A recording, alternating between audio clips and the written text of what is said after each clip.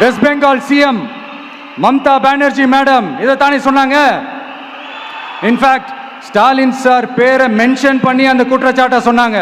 இதுக்கு என்ன சார் பதில் வச்சு சொல்ல போறீங்க? ஸ்டாலின் சார் மக்கள் கிட்ட மாட்டிக்கிட்டு முழிக்கிறாரு. இந்த தேர்தலில் திமுக தோக்க போறது உறுதி.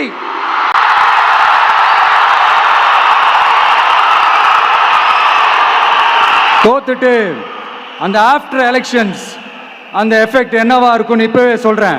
கட்சியை காப்பாத்திக்கணும்ல, ஏகப்பட்ட கேஸ்லாம் இருக்குதுல்ல, லஞ்ச கேஸ், ஊழல் கேஸ், திருட்டு கேஸ், அவங்க குடும்பத்து மேல, மினிஸ்டர்ஸ் மேல எல்லாத்தையும் காப்பாத்திக்கணும்ல.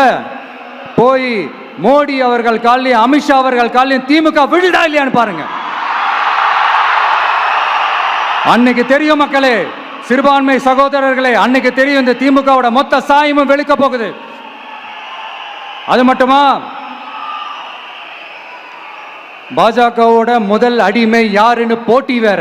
நீயா நானா, நானா நீயா, யாருக்கு யாருக்கும், இந்த திமுகவுக்கும் மற்றும் பலருக்கும். அதனால சிறுபான்மை சகோதரர்களோட இந்த விஜய் கூடவே நிப்பான் நிப்பான் நிப்பான். அதுல எந்த மாற்று கருத்துமே கிடையாது.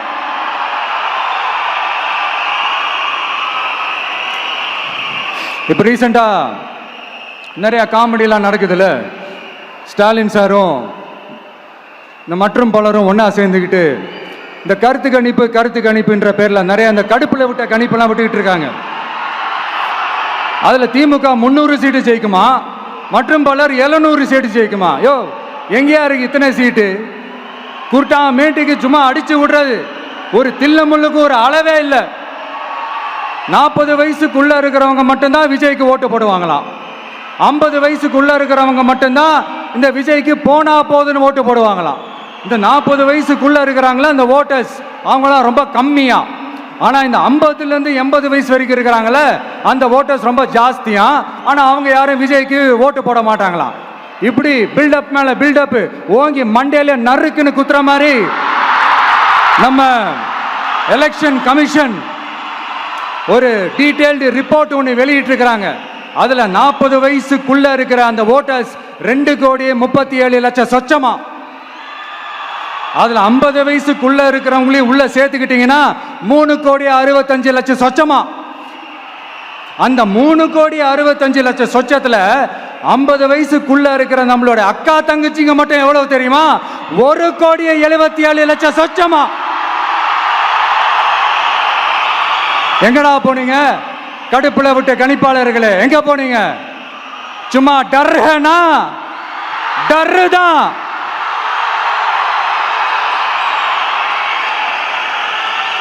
இந்த கடுப்புல விட்ட கணிப்பாளர்களுக்கு ஒரே ஒரு கேள்வி.